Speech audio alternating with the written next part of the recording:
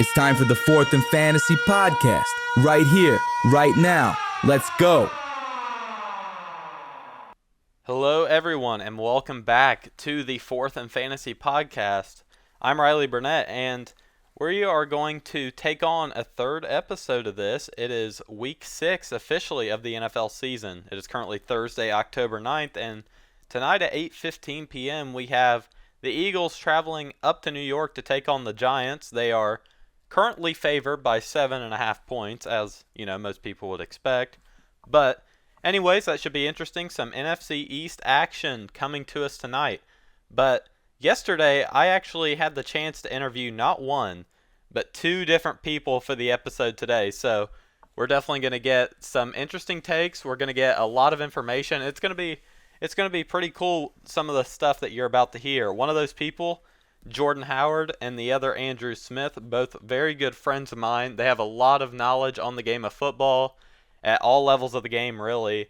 And they had a lot to talk about with me yesterday. It was good stuff, good content, and I'm happy to be able to share it with you guys today. So I'm going to send it over to that first interview, which is with the first person I mentioned, Jordan Howard. He used to be a football player at Wheelersburg High School, and now he is a wide receiver, or you could even say skill position coach at that school. So once again, thank you for listening. I'm going to send it over to my phone call with Jordan Howard right now. We're in business. Jordan Howard, thank you for joining me on this wonderful Wednesday evening. How Yeah, are you? absolutely, man. I'm doing good. I think well, first off, I want to say thanks for having me on. I think this is super cool what you're doing, trying to get this thing started. So yeah, I'm looking forward to it. Yeah, I know, you have a lot of people who talk about football, but I think diving into fantasy is, kind of adds that whole extra layer to the sport. And speaking of football, let's hear about your experience, because you were not too bad of a player, and you're currently not too bad of a coach yourself, I hear. Yeah, yeah. So back in the day, I guess I was all right. I was an all right player, going to Wheelersburg pretty much my whole life. Football was pretty much my life. It took over everything. It was everything I thought about. Everything I did was surrounding football. So yeah, man, I've loved it for numerous years, and then graduated and knew I wanted to work my way back to Wheelersburg eventually somehow. So whenever I graduated, I took a job at Paint Valley teaching and coaching varsity football up there.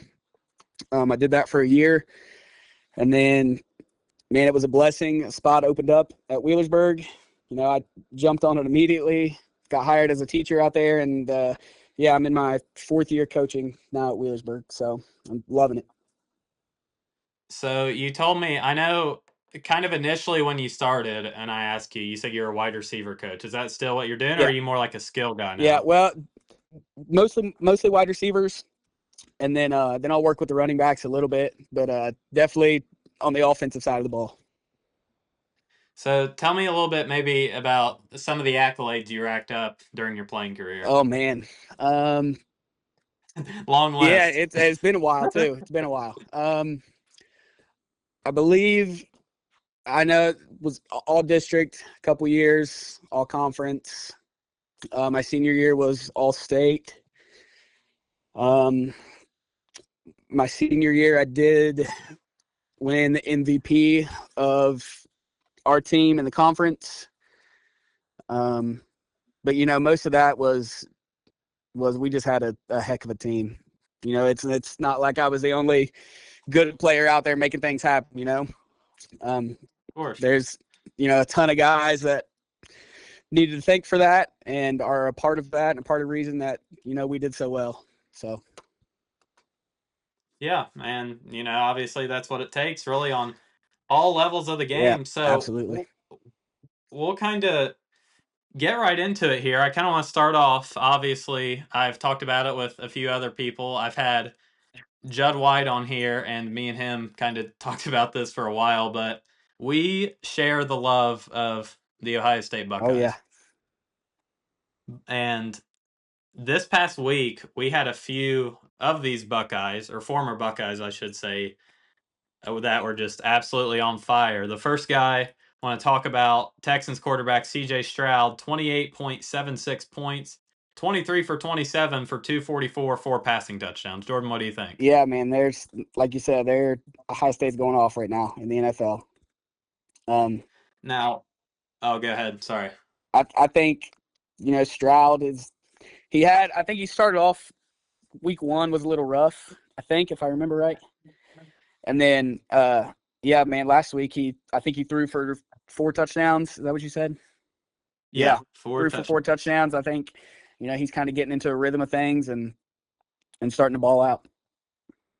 Now, talking about Ohio State and quarterback play, me and one of my buddies talked about this earlier. Obviously, not the best track record when it comes to their transition to the NFL, but I think CJ is kind of headline that role of a guy who can come out of Columbus and be super effective at that next level. And also talking about the passing here, 23 for 27, 85.2% completion rate. I think when obviously we watched a lot of his snaps in college, I think that's kind of what we saw was just the pinpoint accuracy and being super efficient.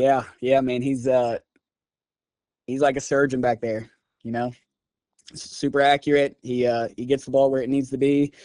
And, at Ohio State, he was blessed with some amazing wide receivers. So get the ball out there to those guys and be able to make some plays. Another thing I kind of found interesting, this past week against Minnesota, Julian Sayin also went 23 for 27. And I think we kind of see, a lot of parallels in the passing accuracy there between Stroud and Sayin. So what similarities, do you kind of see? I know this is a little off topic, obviously, but, what similarities do you see in their games? Yes. So like you said, I think they're both super smart at the position. I think they command the offense pretty well. You can tell that they're leaders and take control of it. I would say Stroud's obviously probably a little bit better of a runner.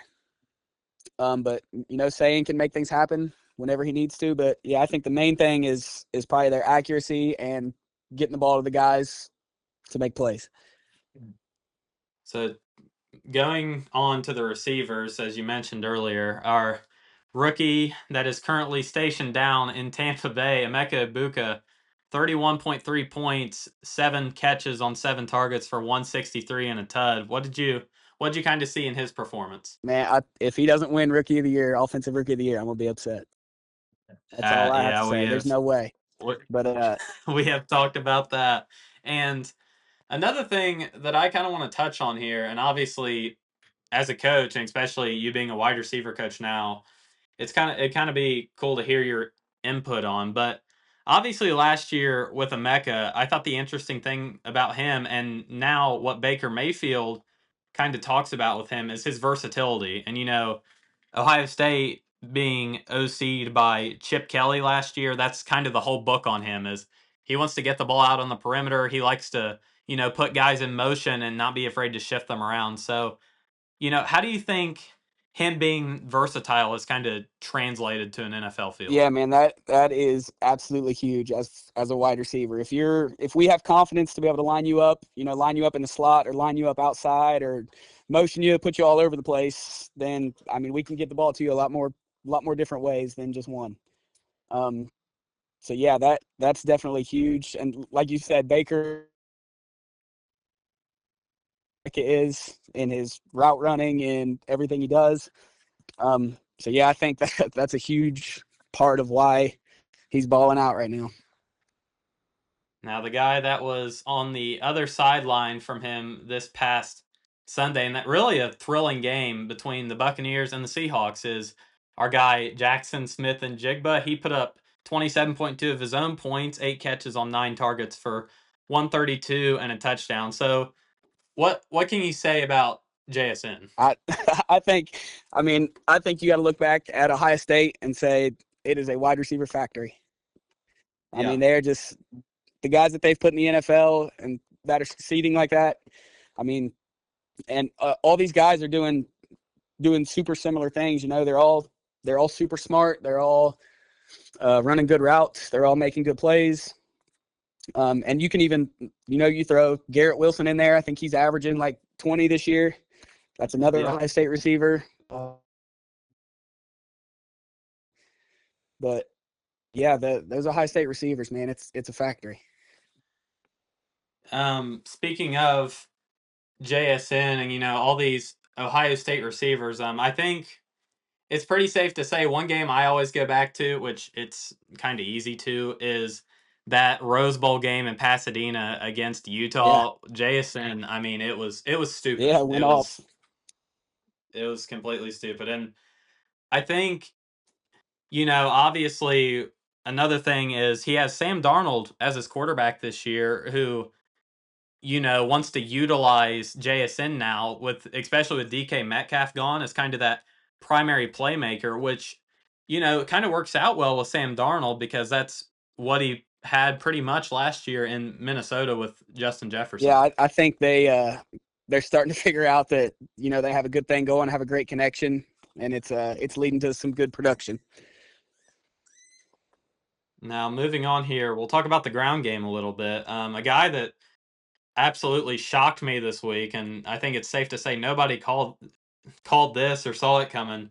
Rico Dowdle put up 32.4 fantasy points. Obviously, Chuba Hubbard not able to play, so they'd have somebody step in. But get this, and especially this as well as I do. In the modern NFL, you don't see guys rushing for a lot of yards typically in a game, but Rico Dowdle had 206 rushing yards and a touchdown. Yeah, like you said, man, you don't see that too often. I don't think there was a whole lot of people that expected that big of a breakout game, but yeah, he had an unbelievable week.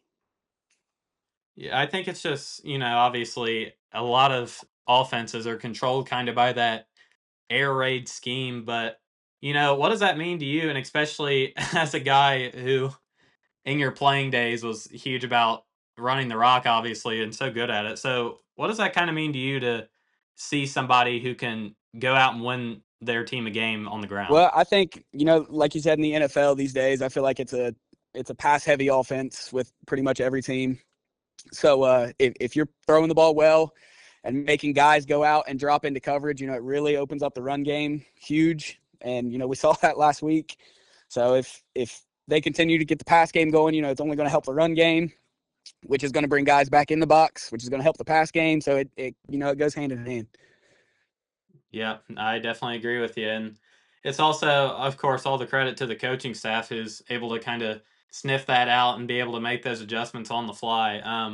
Another guy I want to talk about who's kind of been, the main man for the Colts for a few years now. Jonathan Taylor put up 31.6 points on 17 attempts, 66 yards, which, those numbers they're not bad, but they don't sound fantastic. But he found the end zone 3 times. So, what's the importance of kind of still being able to be a red zone threat, even when necessarily maybe your yards per attempt or whatever the case may be isn't as strong? Yeah, so I think the yards per attempt, it's not a huge stat that I really look at, or I don't think people are super picky on. Obviously, it's good to have that if you have it, but if you can make things happen when they need to happen, like you said, down in the red zone, if you're putting the ball across the goal line, then your points are going to be up there.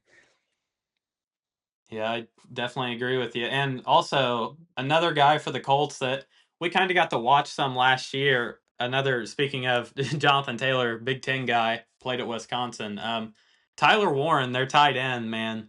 We got to kind of see him last year, and then when Ohio State traveled to Happy Valley to play them. What do you think about Tyler Warren here in the early part of his rookie I season? I think he looks good right now. I mean, he was obviously a huge threat in college, did a bunch of things, and I I'll be honest, I didn't know how well that was going to translate to the NFL because he was pretty much the entire offense when he was in college.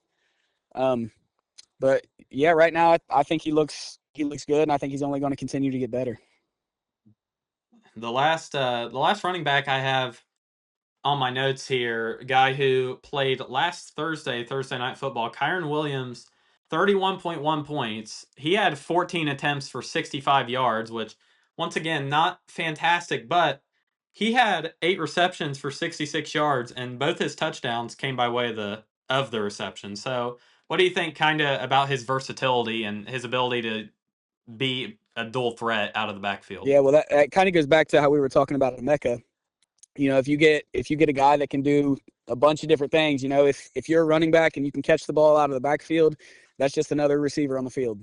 And like I said, it opens up so many things when you're not just one dimensional. And they can, there's a lot of NFL teams that are putting running backs out into the wide receiver spots, like in certain formations.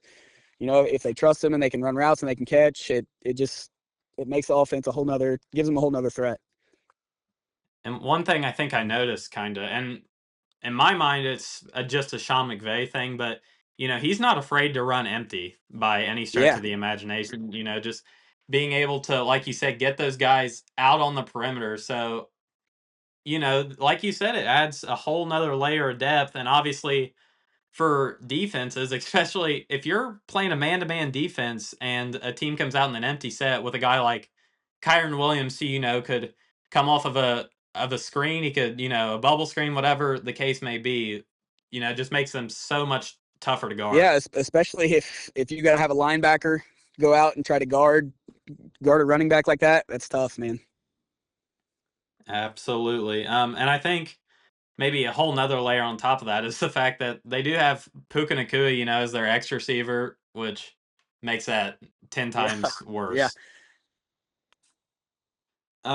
We'll talk a little bit about the bad here. I don't want to touch on it too much just because, you really can't say too much. But before we even talk about these two guys I have written down, I want to mention that both their teams still won this past Sunday. So, at the end of the day, of course, we're talking about fantasy, so we can bash them if we want. Right. But at the end of the day, these guys still both came home with a W. The first guy is Jameson Williams. He had one reception on one target for 9 yards. Now, Jordan, obviously, I think the main thing is it's hard to keep all those guys in Detroit involved in the offense week in and week Yeah, out. it is. I mean, they got a ton of athletes down there, and for one guy to just be their sole guy, that's not going to happen. So they spread it around a lot, and I think they do a great job.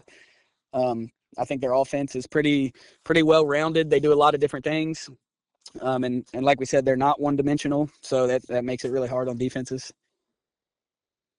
And the second guy I have down here, Commanders tight end Zach Ertz, which I want to mention. This was Jaden Daniels' first week back from his injury, but Zach Ertz only one target, no receptions, and he dropped a goose egg, Jordan. And that one really shocks me. With Terry McLaurin was out, and I think Noah Brown was also out. Yeah, and I think he was. There was a lot of things that I read this past week that were really high on Zach Ertz, and I think I passed on him in a couple leagues. He was on waivers. I didn't really love it. I didn't think it was going to be definitely not going to be that bad, but yeah, I mean, if you're only getting one target, there's not a whole lot of points to be putting up there.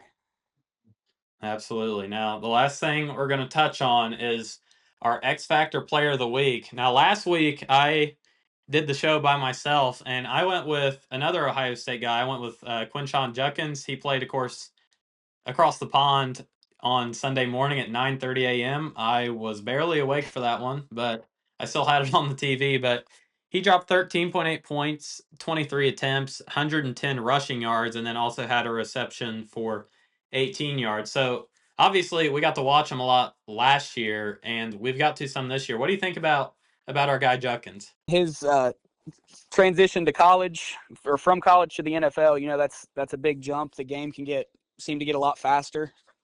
But I think he's transitioning well and starting to get into a rhythm, and I think he's going to be a top back towards the end of the season. And I think what, makes that more impressive, obviously he had some personal issues going on in the off season, didn't get to do much of anything. Actually, I don't think he did anything with the Browns camp, and of course miss week 1. So, I think that just speaks to the type of athlete he is and how he's able to, bounce back and carry himself after everything he went through. Yeah, for sure. I agree.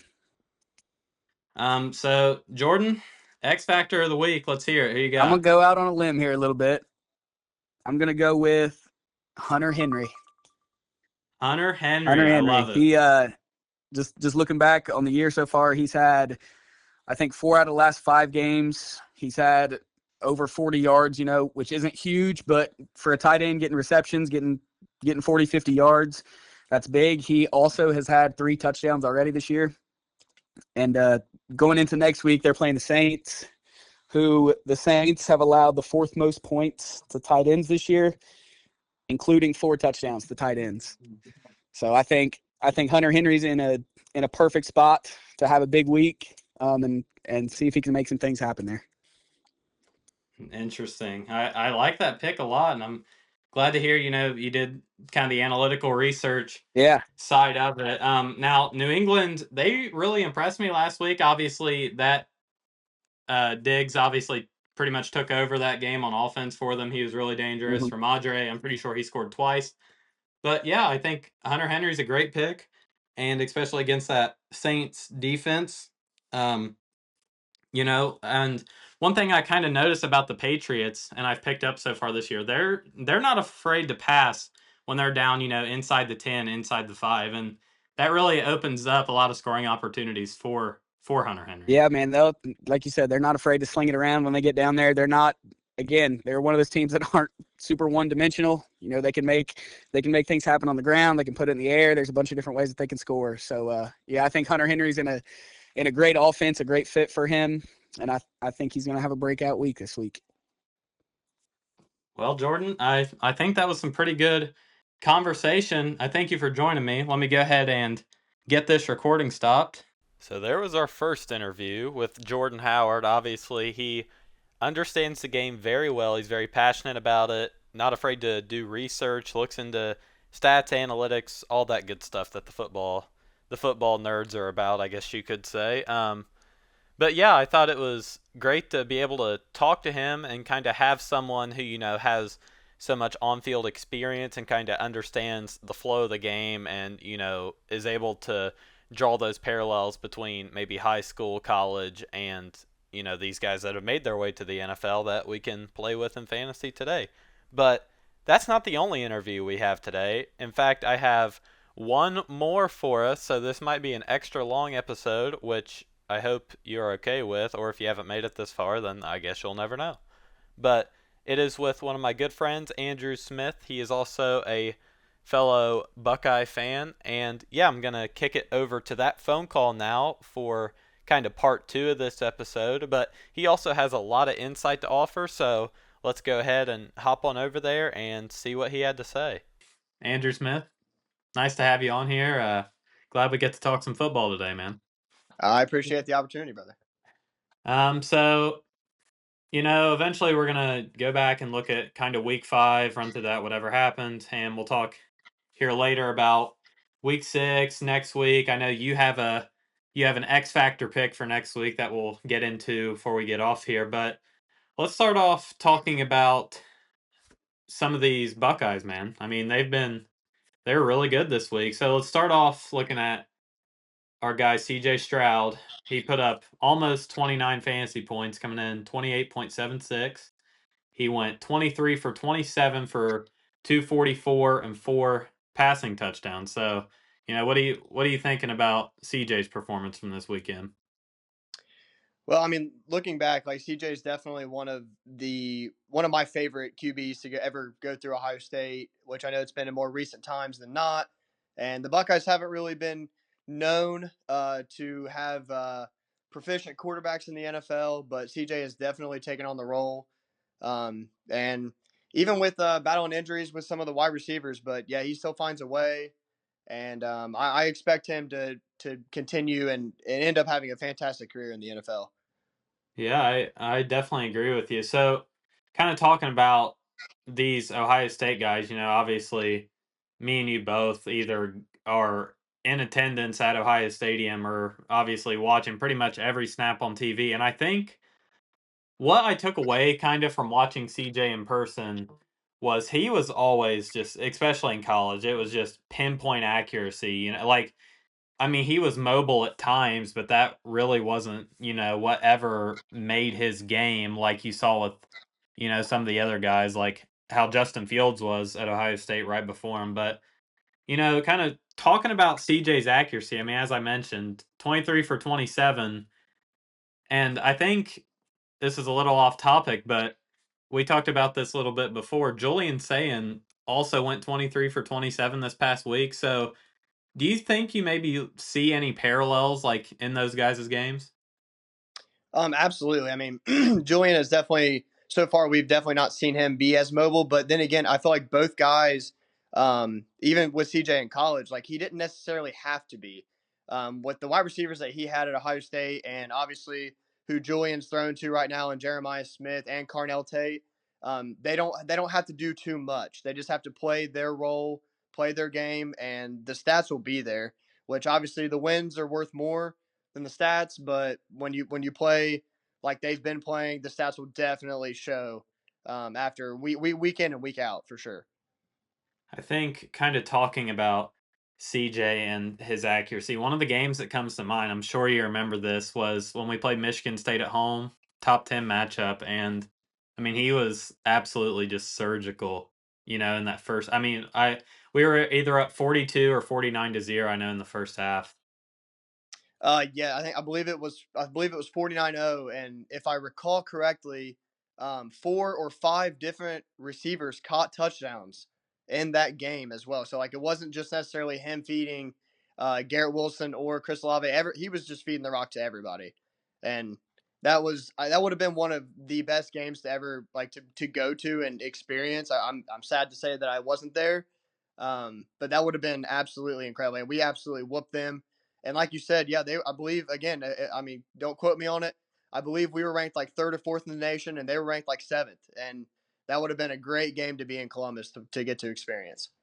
So talking about the receivers, there's two guys I want to look at this week, also from Ohio State. The first being Buccaneers rookie Emeka Egbuka, 31.3 PPR points. He had 7 receptions on 7 targets for 163 and a tud. So, what can you say about Emeka?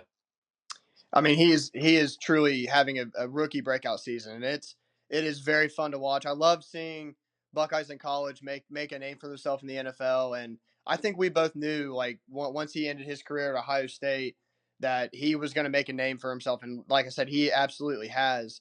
Um, Now, looking at obviously the quarterback that's thrown to him, Baker has played an incredible. He's been very good, and I hate to say I'm not a big Browns guy. I know we both are big Bengals guys, but I can't believe they let him go because Yeah. he has been absolutely tearing it up in Tampa Bay, and I can't wait to see what Emeka does. I would say he's a shoe in to win Rookie of the Year. I feel like it's going to happen. Yeah, at this point in the season, definitely the overwhelming favorite.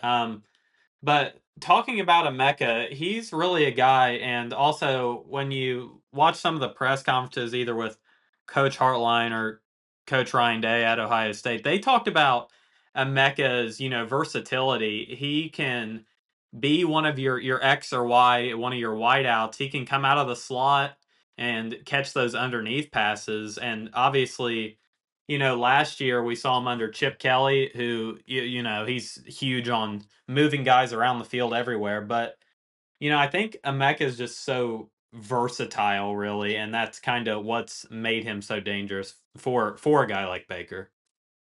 Yeah, I mean, it was us bringing in Chip Kelly definitely brought a little sprinkle into the offense.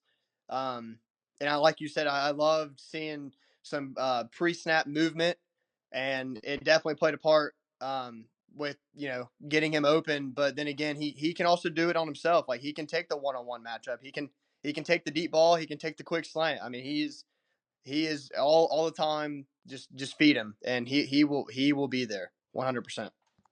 So the guy that was lined up for that team that Tampa Bay beat this past Sunday, the Seattle Seahawks, Jackson Smith and Jigba put up 27.2 points of his own, 8 receptions on 9 targets, pretty efficient, 132, and he also found the end zone once.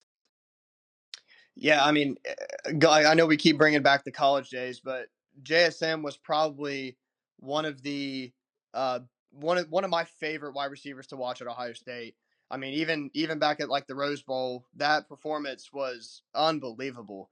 That's And exactly seeing what I was about to say. I think that's probably the best single game performance, maybe besides, well, for an offensive player. I was going to say maybe JT Tuimoloau at Penn State, but as far as offense goes, definitely the best single game I've ever seen from a Buckeye. absolutely. And again, like it was another guy that we knew, like once his time was done at Ohio State, that he was going to be spectacular in the NFL. And he has shown it. Even with having different quarterbacks that's throwing to him, he still finds a way. We've seen him make some absolutely remarkable catches, and I don't expect him to not just continue to absolutely dominate. And he's shown it, and he will continue. Yeah, I think you're definitely right there. That's a guy that, Sam Darnold obviously throwing to Justin Jefferson last year. I'm sure what he was very grateful for. Now you have a guy like JSN who, might not have the same physical traits that Jettas does, but still just able to create so much separation. I know through maybe the first week or two of this year, he actually led all receivers in, most separation. I know, they have the next gen stats now. You can look at all kinds of crazy stuff with that, but he's dangerous, and I mean some of those cuts he makes are just nasty, and he works really well in space. He's a great playmaker for that team. And also, I feel like where obviously the Seahawks made a couple moves, DK ended up leaving, and JSN had to step up and be wide receiver one, and he has absolutely filled those shoes perfectly. And I can't wait. This is another guy, and I can't wait to just continue to see his NFL career. Yeah, I definitely think you're right. Moving on, we'll move to the run game a little here. And first off, I want to talk about a guy for the Panthers. He came in really, not a ton of touches this year prior to this game with no Chuba Hubbard, but Rico Dowdle, 32.4 points, 23 rushing attempts for 206 and a touchdown. And, I know we might not have looked at this game so closely, just, it's the Carolina Panthers. That's not always the team you're exactly looking for on Sundays when there's a bunch of games going on. But still, you don't see a lot of guys running for 200 plus yards in today's NFL. Absolutely, yeah. You like you said, like I did not pay close attention to this game unless the Panthers are coming into Cincinnati or the Bengals are traveling to Carolina. No, I don't really pay attention to much of them. I did love watching Bryce Young in college, but I mean, to be quite frank, I mean he's struggled a little bit, but I think that also comes back to just the organization. They've made a lot of coaching changes. They're trying to get all the pieces together. And sometimes whenever Bryce struggles, you got to move to the run game, and they absolutely did this game, and it showed for sure. Yeah, next guy I kind of want to talk about here. Obviously, he's been somewhat of a household name for the Colts these past few years. Jonathan Taylor, he put up 31.6 of his own points, 17 attempts, 66 yards, which, just looking at that, you're thinking, oh, that's not great. But he found the end zone 3 different times on Sunday. Absolutely, and some people, especially when he was at Wisconsin and college, absolute dog. But seeing the stats and like seeing 17 attempts, like you said, 66 yards. I mean, that's not terrible, but depending on who you are. But I really don't see him much as more of like a power back. I think he's got speed, and he can break off the big runs. But getting into the red zone and finishing a drive with 3 touchdowns is remarkable. That is a fantastic game from Jonathan Taylor. I think one of the things that this Colts team kind of does well is, they're able to utilize him in the red zone, either whether it be, in the pass game, like you said, he's quick. He can, kind of run those little swing routes out to the outside and just catch a dump off pass. And if he gets in space, he can be dangerous. And another Big Ten guy that we got to watch a good amount last year, Tyler Warren. I mean, he's had a few strong performances this year, some that have just been okay, but obviously he's a rookie. But Tyler Warren in college, he was an absolute freak, especially down in the red zone and being able to score. Absolutely, I do agree with you on that.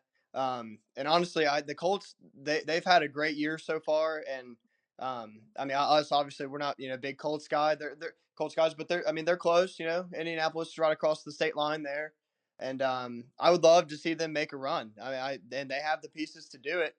It's just if they can finish off the rest of the year. Daniel Jones at quarterback, yeah, Danny Dimes could be something. People doubted him. And I feel like that they could definitely win a couple more games and potentially make a run. Yeah, I think he's taken the disrespect well, and he's really proven why he should be one of the 32 starters in this league. But moving on, I'm going over to the West Coast. Last Thursday night, Kyron Williams put up 31.1 points, 14 attempts, 65 yards. Now, once again, you might say not fantastic running numbers. And also, I'd like to mention he had 31.1 points and he had a fumble that was inside the 1 yard line. But what I want to talk about is he had 8 receptions for 66 yards, and both his touchdowns came by way of reception. Yeah, knowing Sean McVay, the Rams with Matt Stafford, they love to throw the ball. And me personally, in fantasy this year, being a Puka Nakua owner, I've been very very happy about how this season has gone for him as well. But yeah, no, they find ways to feed their guys, and Kyron absolutely showed it this past week. The fumble was a little unfortunate, like you said, it was on the 1 yard line. But still, other than that, like you look at his stats and that the receiving yards and the 2 touchdowns, that's unbelievable. It was a great week for him. Let's move on here. Yeah, I definitely agree with you. And also, just interesting to see, like you said, McVay being able to include a guy like Kyron Williams, who we know is so explosive in the pass game, too. But I also wanted to kind of hit on some of the guys who maybe didn't come through so much this week. And a guy that you probably got to watch this past Sunday, Jamison Williams, wide receiver 2 for the Lions. He had 2 fantasy points, hauling in 1 catch on only 1 target for 9 yards. Yes, I did, and I do think that obviously specific games you have different game plans going in. And Sam Laporta, I know we have not mentioned many tight ends yet, but he had a fantastic week. And sometimes those weeks happen where the tight ends and maybe the wide receiver one, maybe even the running back one, is getting more targets, getting more catches and yards. And those bad weeks will happen, but I feel like he definitely should be targeted more. um, he can make the separation, but again, those weeks happen, and you just got to move on and be ready for next week. Yeah, I think you're exactly right. And obviously, getting involved in that Lions offense isn't always easy for each guy just because they have so many weapons. Obviously, 2 very viable running backs, a few receivers, Laporta playing at tight end. But also, you mentioning Laporta and kind of being able to talk about a guy that did well. I know I meant to talk about it when we were kind of discussing the run game, but you wanted to talk about the guy that actually counterparted Kyron Williams in that game last Thursday, Christian McCaffrey. I didn't get to really look at the stats, but I know you said you wanted to touch on him a little bit.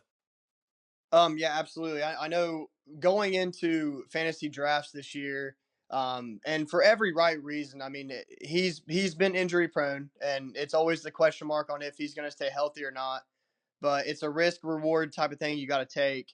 And I did take that risk reward, and so far he has absolutely performed fantastic. Now it hasn't been anything crazy of like 30 to 40 points, but putting up 20 plus every week, even with playing with Mac Jones when Brock Purdy with him being injured with turf toe, I feel like he's another guy that is kind of overlooked, and I'm very happy through 5 weeks that I'm very pleased to have him on my fantasy team 100%. Yeah, definitely a guy. We just know how dangerous he is when he's healthy, and his ability to also kind of like Kyron Williams be used in the run game and the pass game, and just it almost seems like maybe those West Coast offenses, they just do a good job of involving their running backs, and those 2 guys there, Kyron and CMC, are just so explosive in so many different levels of the field. But kind of shifting back towards the not so great performances from this week. Zach Ertz, the Washington Commanders. Jaden Daniels, glad to have him back this past weekend, but Zach Ertz, no receptions on 1 target, 0 yards. He put up a goose egg this week, Smitty. Absolutely. And also knowing like you would think like for some of these fantasy owners, I do not have Zach Ertz on my team. But looking at like how Terry McLaurin, Scary Terry, he's been battling injuries throughout this season so far, and you would think that Zach Ertz would have picked up a bigger role. And they still found a way to actually have a very big win without feeding him the ball and without Scary Terry. But again, like I said earlier, you'll have those weeks where, yes, like your guy may have not gotten the targets and the yards, maybe not even the touchdowns, but they still found a way to pull off a very big win against a very good Chargers team. So you gotta take the win, and you just gotta, like I said, you just gotta move on to next week, and hopefully it works out better. But sometimes it happens. Yeah, I think that's kind of an important thing to note with both those guys. I maybe trashed on a little bit in JMO and Zach Ertz. Both their teams still won. So, at the end of the day, what really matters. But obviously that's why we're talking about fantasy and not about and we're not coaches in the NFL or anything of the sorts. But the last thing I wanted to hit on here, and I know you were pretty excited about this, our X Factor of the week. Now last week I went with Quinshon Judkins, of course, another guy out of Ohio State. Why not?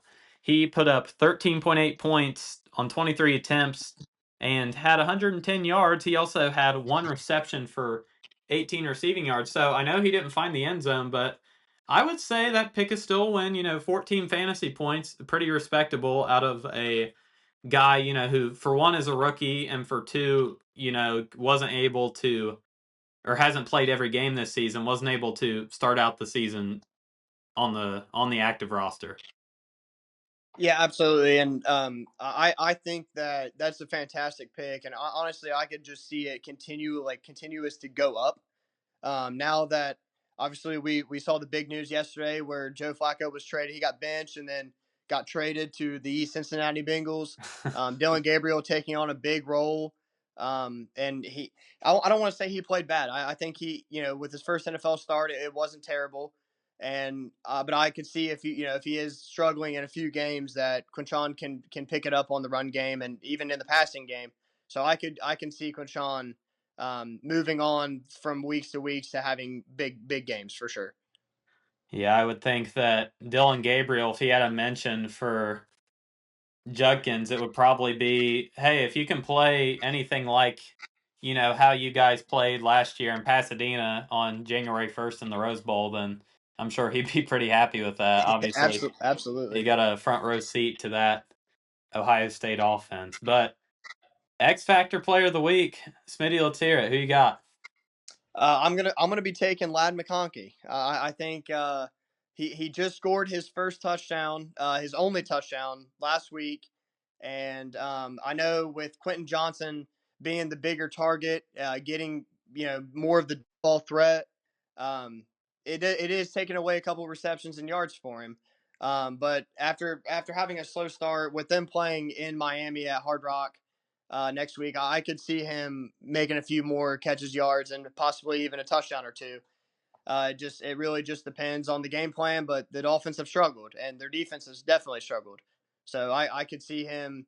I could see, and in their loss to the Commanders, 27-10, he was the only touchdown in the game as well.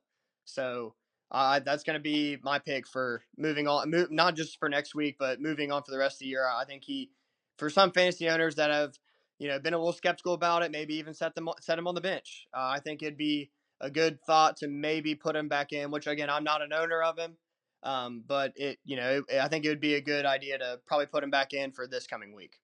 I'm so glad you said Lad McConkey. Actually, funny enough, on our first episode when I had Judd on, he took Lad McConkey as his X Factor pick, and I believe that was when they went to MetLife.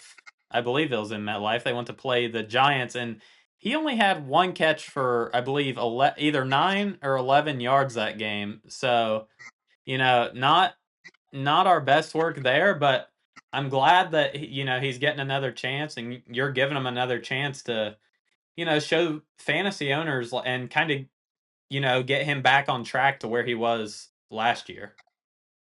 Absolutely, yeah. Last year he was an absolute dog, and that's why it's the fantasy owners that were going through their drafts at the beginning of the year that they were very high on him. And actually, a good friend of ours, Alec Blevins, he was one of those guys. He was one of the ones that wanted him early and got him, and he's been a little skeptical about him. But I always kept telling him, "Hey, just give it time." I know Quentin Johnson, like I said, Johnson is getting more of the targets, and he has 5 more catches for over about 150 more yards than Ladd does. But I think it'll end up being all right. I think after a slow start, he'll eventually, if it's not against the Dolphins defense, I think he will have a breakout game coming soon in the next few weeks for sure.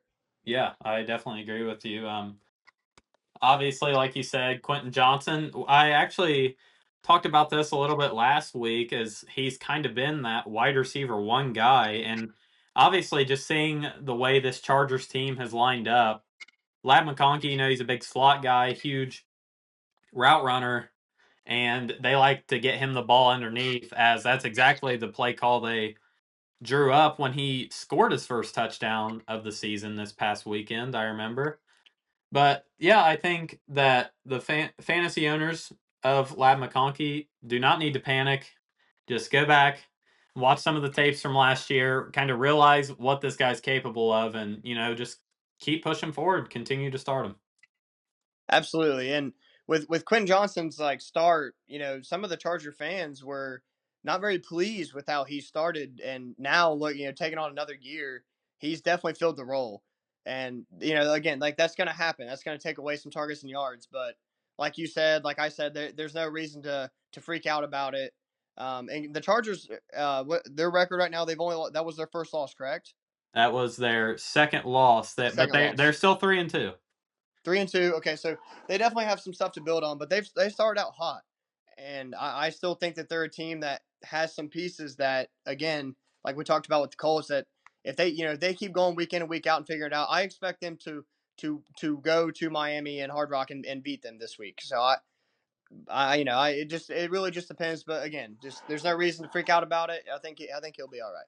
Yeah, definitely a good call, I think, on the bounce back. Obviously, not only for him, but this whole Chargers offense in general. But Smitty, I thank you for joining me here. We had some pretty good conversation. Looks like it ran about 25 minutes, which it makes for good content, obviously, and we'll hope that everything sounds good when I get it transferred over to my computer. But yeah, thank you for joining me. Absolutely, I appreciate you, brother. Yep. All right, man. Have a good one. Thank you. You too.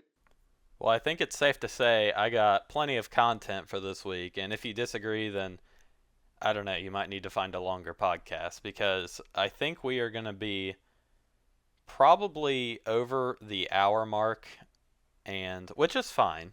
But I think it's a lot to digest, maybe a lot to think about, but it gives you guys options as the listener, and maybe a few people that you might either want to A, start in fantasy, B, not start in fantasy, or C, bet a little money on whatever betting app you like to use. Just a thought, but maybe. But anyways, that is going to wrap it up for this week. If you did make it this far, I thank you so much for taking the time out of your day to listen to us talk about fantasy football. But with that being said, I hope you all enjoyed the content of this video. If you did, please like and subscribe to the channel and share it with a friend who you think might need some fantasy football knowledge. Once again, I'm Riley Burnett, and this has been the Fourth and Fantasy Podcast. Thank you.